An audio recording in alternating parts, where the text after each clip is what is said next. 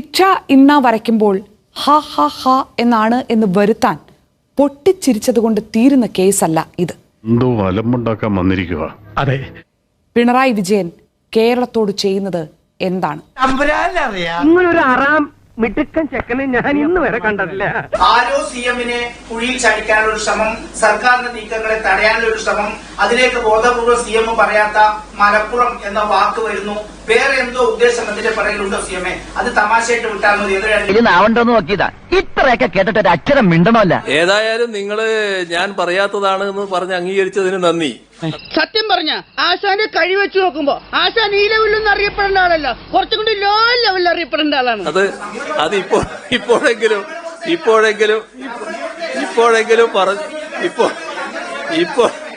ഇപ്പോഴെങ്കിലും പറഞ്ഞതിന് നന്ദി. പിന്നെ നീ ഇരിക്കണ്ട, നീ ഇരിക്കാനാകുമ്പോ ഞാൻ പറയാൻ കേട്ടോ. ഇപ്പൊ എന്തിനാ കൊരങ്ങച്ചൻ ചിരിച്ചേ? ഞാൻ അവന്റെ മോന്ത കിട്ടുന്ന കൊടുത്തു വരട്ടെ.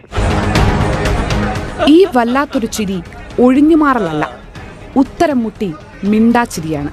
നിനക്കതൊക്കെ എങ്ങനെയാ സാധിക്കുന്നത്? പ്രതിച്ഛായ നന്നാക്കാൻ പോയി ഉള്ള പ്രതിച്ഛായ കൂടി കുളം തോണ്ടി എന്നോട് എന്തെങ്കിലും ചോദിച്ചാ എനിക്കൊന്നും അറിഞ്ഞൂടാ, പറഞ്ഞേക്കാം. ഇടംവലം പെട്ടിരിക്കുമ്പോഴും ചിരിച്ചുകൊണ്ടേയിരിക്കാൻ PR ഏജൻസി പഠിപ്പിച്ച ചിരി. ഇനിയും സങ്കീർണമായ ചോദ്യങ്ങളാണ് വരുന്നത് എങ്കിൽ പൊട്ടിച്ചിരിച്ചേക്കുക. ഇതുപോലെ PV അൻവറിനെ നേരിടാൻ തൊടുത്ത അമ്പെല്ലാം ബൂമറാങ്ങായി സ്വന്തം തലയിൽ തന്നെ വന്നു വീഴുമ്പോൾ ചിരിയല്ലാതെ ഒരു നമ്പറും ബാക്കിയില്ല എന്ന് തിരിച്ചറിഞ്ഞുള്ള PR ചിരി. ആരെയാണ് നിങ്ങൾ പരിഹസിക്കുന്നത്? പത്രസമ്മേളനത്തിനിടയിൽ 4-5 പ്രാവശ്യം എന്ന് പറഞ്ഞാൽ മാറാം. എവിടെങ്കിലും പോയാൽ അടി ഉറപ്പല്ലേ? 4-5 പ്രാവശ്യം പറഞ്ഞു എന്നല്ല വേണ്ടത്, മറുപടി വേണം ചോദ്യങ്ങൾക്ക്. ആ തേണ്ടി RDPയുടെ തൊലി ഇരിക്കുകയാണ് ഉത്തമ. സഹിക്കല്ലാതെ എന്ത് ചെയ്യാ? ഞാനൊരു വലിയ സംഭവം അല്ലേ? വേറെ ആരും ഇല്ലെങ്കിൽ ഈ കപ്പലിനൊരു കപ്പിത്താൻ ഉണ്ട് എന്ന് മന്ത്രി പറഞ്ഞത് വെറുതെയല്ല. കള്ളന്മാരെല്ലാം ഒരൊറ്റ കപ്പലിലുണ്ട് എന്ന് മാത്രം. പറയുക മാത്രമല്ല, അവള് നാറ്റിക്കുകയും ചെയ്തു. കള്ളന്മാരുടെ കപ്പിത്താനായി കപ്പൽ തുഴയുകയാണ് PR ഏജൻസി മെനഞ്ഞെടുത്തുണ്ടാക്കിയ ക്യാപ്റ്റൻ. ഓന്തോടിയാൽ ഏതുവരെ? വേലി വരെ, അല്ലാതെ എങ്ങോട്ട്? വേലി പൊളിയാതെ നോക്കണേ. പിന്നെ ഉണ്ടായിരുന്നത് RDP എന്നൊരു പാർട്ടി മാത്രമായിരുന്നു. അവരുടെ അഴിഞ്ഞാട്ടമായിരുന്നു. Revolutionary democratic പാർട്ടിയാണത്രേ. എന്ത് റവല്യൂഷണറി, എന്ത് ഡെമോക്രസി എന്നാണ് ഞാൻ ചോദിക്കുന്നത്. ചോദ്യം 1.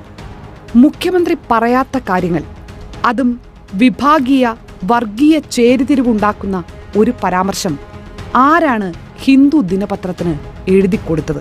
അതുമായി ബന്ധപ്പെട്ട് അവര് തമ്മിലുള്ള കാര്യങ്ങൾ എന്താണ് നടന്നതെന്ന് എനിക്ക് കൃത്യമായിട്ട് പറയാൻ പറ്റില്ല. അതെന്താണ് എനിക്ക് വയ്യ. അത് തന്നെ. അപ്പൊ എന്താ നിന്റെ ഉദ്ദേശം? ഇതിന് പരിഹാരമില്ല. പക്ഷെ അതേസമയം ഈ പറയുന്ന ഏതെങ്കിലും ഭാഗം അവരവരുടെ നിന്ന് വാങ്ങിയിട്ടുണ്ടോ, ഈ പറയുന്ന ചെറുപ്പക്കാരൻ്റെ നിന്ന് വാങ്ങിയിട്ടുണ്ടോ എന്ന് പരിശോധിക്കേണ്ട കാര്യമാണ്. ഇതൊന്നും അത്ര കാര്യമാക്കേണ്ട കാര്യങ്ങളല്ല.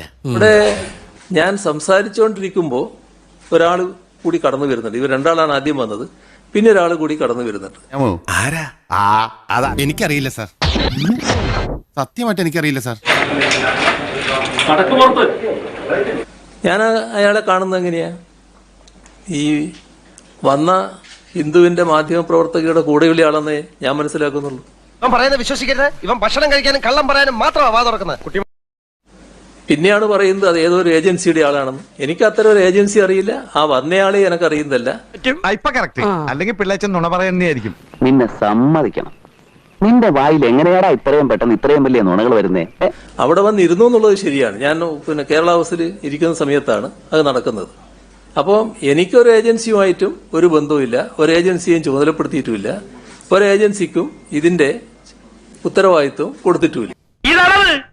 താൻ പറയാത്ത ഒരു കാര്യം പറഞ്ഞു എന്നൊരു പത്രം അഭിമുഖത്തിൽ കൂട്ടിച്ചേർത്താൽ പിണറായി വിജയൻ എങ്ങനെയായിരിക്കും പ്രതികരിക്കുകയെന്ന് കേരളത്തിന് ഊഹിക്കേണ്ട കാര്യം പോലുമില്ല. ഇടഞ്ഞ ഞാൻ കൊല കൊമ്പനാ, കൊല കൊമ്പൻ. കൊലയില്ലാത്ത കൊമ്പൻ എന്താ പേര്? പക്ഷേ മലപ്പുറം പരാമർശത്തിന്റെ പേരിൽ വിശാല ഹൃദയനായ മുഖ്യമന്ത്രി എല്ലാവരോടും ക്ഷമിച്ചിരിക്കുന്നു. അവന്റെ വാചകടിയിൽ വീണോന്റെ ജീവൻ നായനക്കി. ഞാൻ പറഞ്ഞില്ല അതുകൊണ്ടാ. കാരണം വ്യക്തം, ആ പരാമർശം കൂട്ടിച്ചേർത്തത് ഞങ്ങളല്ല എന്ന ഹിന്ദുവിന്റെ വിശദീകരണം നിഷേധിക്കാൻ മുഖ്യമന്ത്രിക്ക് കഴിയില്ല. നീ മൊത്തം അറിയാം, അല്ലെങ്കിൽ ഇങ്ങനെ ഒരു ആറ്റപ്പണി ചെയ്യൂ. അല്ല, ആരാ എഴുതി കൊടുത്തതെന്ന് ഇപ്പോഴും വ്യക്തമല്ലല്ലോ. അത് തെറ്റായ രീതിയിൽ പ്രസിദ്ധീകരിക്കപ്പെട്ടു. തെറ്റായ രീതിയിൽ പ്രസിദ്ധീകരിക്കപ്പെട്ടു. ആ പ്രസിദ്ധീകരിച്ചതിന്റെ ഭാഗമായിട്ട് ആ പത്രം ഖേദം പ്രകടിപ്പിച്ചു. അത്രയേ അതിൽ നമ്മൾ കാണുകയുള്ളൂ.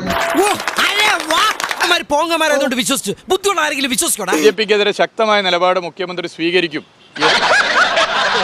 എന്ന് BJP വിരുദ്ധ മനസ്സുകളിൽ കേരളത്തിലെ മഹാഭൂരിപക്ഷം വരുന്ന ജനങ്ങളിലും മനസ്സിലൊരു പോസ്റ്റർ ഒട്ടിച്ചതുപോലെ പതിഞ്ഞതാണ്.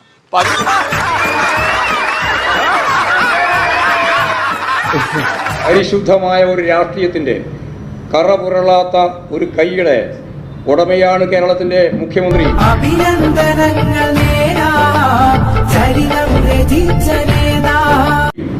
അതുകൊണ്ടാണ് നിങ്ങൾക്ക് എത്താനാവാത്തത്. പക്ഷെ ആഗ്രഹിച്ചാലും എത്താനാവാത്ത നിലയിലുള്ള അത്രയും ദൂരത്താണ്, സൂര്യനെ പോലെ. കൊണ്ടാണോ ഈ പദത്തീരെ അല്ല മണിയടി? എനിക്കും കൂടെ ഒന്ന് പറഞ്ഞു തരാമോ? എന്നിട്ട് എനിക്കിട്ട് പാല് വെക്കാൻ മനസമാധാനം നിങ്ങൾക്ക് പിണറായിന്റെ മേക്കെട്ട് കയറിയിട്ടാ കിട്ടുമെങ്കിൽ അതിന്റെ ഭാഗമായി അങ്ങ് നശിപ്പിച്ച് കളിയാൻ പറ്റുന്ന ഒരാളാണ് പിണറായി എന്ന് നിങ്ങൾ ആരും ധരിക്കണ്ട. എന്നെന്തിനെ പൊക്കി പറയണേ? കിടക്കട്ടെ, എന്നെ കൊണ്ട് ഇതൊക്കെ അല്ലേ പറ്റും. അദ്ദേഹത്തിന്റെ അടുത്തുനിന്ന് ഞങ്ങളത് അദ്ദേഹം ആരാ? അദ്ദേഹം ഒരു പ്രത്യേക കഴിവും ശക്തിയും ഊർജ്ജമുള്ളൊരു മഹാമനുഷ്യനാണ്. പിന്നെ നീ ഇതാരോടും പറയുന്നു വേണ്ട കേട്ടോ. ഈ നാട്ടുകാര് പട്ടികളാരും വിശ്വസിക്കാൻ പോലുള്ള ഈ മനസ്സിൽ വെച്ചാൽ മതി. അദ്ദേഹത്തിന്റെ അടുത്തെത്താൻ സാധിച്ചെങ്കിൽ ഞാൻ മഹാപുണ്യവാനായി തീരും. മതി. ഇനിയും കേൾക്കാനുള്ള മുസ്ലിം പോർ ഇദ്ദേഹത്തിനില്ല. എന്നാ പിന്നെ വരാനുള്ളത് ഏതെങ്കിലും ഓട്ടോ പിടിച്ചു വരും മുമ്പ് ഞാൻ പോട്ടെ. ദൈവം കാക്കട്ടെ എന്നെ. ഒരു ചുവന്ന സ്വിച്ച് കാണുന്നുണ്ടോ? കാണുന്നുണ്ട്. ചുവന്ന സ്വിച്ച് അമർത്തി.